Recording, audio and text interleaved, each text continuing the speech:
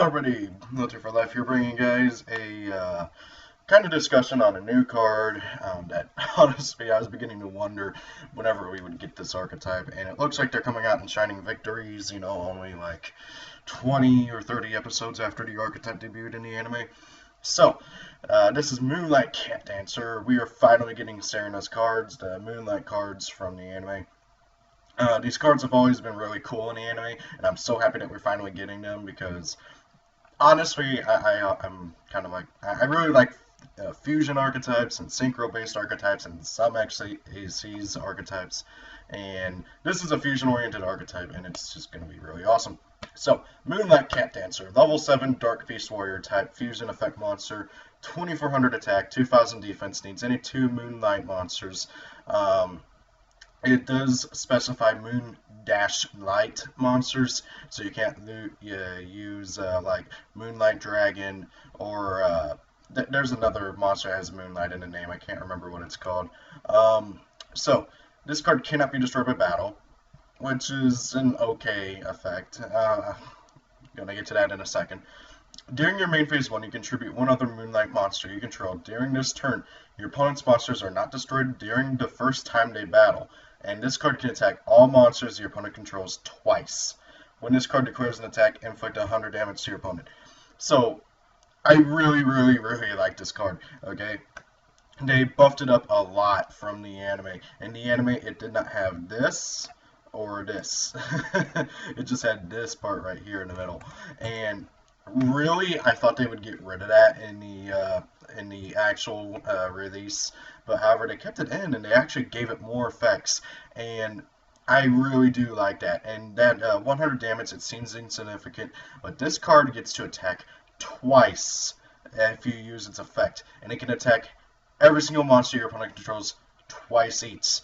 So therefore, doing the math, you can do 1000 damage just from attacking, well, at max, 5 monsters your opponent controls. And the fact that it can't be destroyed by battle means that it can collide with other 2400 monsters. You can still run it into an opponent's higher attack point monster to do that 100 points of damage to your opponent. And I just think that that is a really cool card overall. Now, I also want to briefly talk about the other cards in the archetype, but however, we have no confirmation on these yet, other than that Konami said that we are getting more Moonlight cards in Shining Victories, so I'm expecting at least these 6. I'm pretty sure there's been more Moonlight cards, but they are not on Pro, just simply these 6. And I have a feeling that they're going to get buffed as well, because I've noticed that Konami, rather than debuffing anime cards like they used to do back in like the GX 5Ds and original Yu-Gi-Oh! Series eras, rather than debuffing them, they've been buffing them a lot. I've noticed this with Sexual, where a lot of the cards have been getting buffed, and again with Arc Fee, where a lot of the cards from the anime have been getting buffed.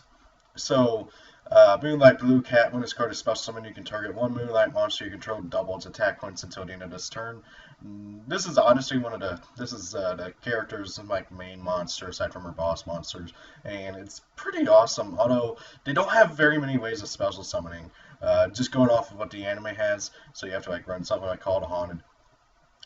This thing right here, Purple Butterfly, you contribute this card, then target a fusion monster you control. It gains 1000 attack. Again, pretty good. Also, that would make her 3400, so she can get over pretty much everything, which is really awesome. And then Moonlight White Rabbit. Once per turn, you can target a spell or trap card on the field, return it to the hand. I kind of wish it was once per turn you can destroy a spell or trap card, but maybe when they release it, they might get buffed to where it does destroy instead of the return.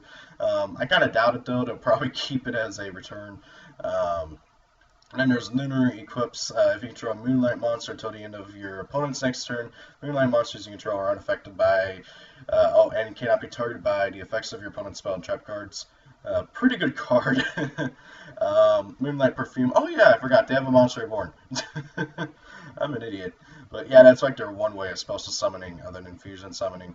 And in Moonlight Dancer, in the battle phase, if a Moonlight monster attacked, change the battle position of all monsters your opponent controls, and if you do, half their attack and defense until the end of the battle phase.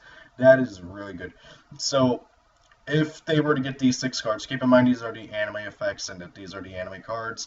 If we are to get these cards, which Konami says we will, I honestly think that this archetype might be, at the very least, a fun little archetype that people can play on the side, kind of like speedroids and stuff. I don't know if it'll do anything in the meta. We'll have to wait to see if they just how much they buff everybody like all these, or if they debuff them. I kind of doubt they'll debuff them, but really overall, I am just really happy that we are finally getting the Moonlight cards, and this card is amazing, like honestly. But however, I wanted to go over kind of like what the archetype and everything. So guys, tell me what you think about the Moonlight Cat Dancer, and are you as hyped for this archetype as I am? See you guys later. Peace out.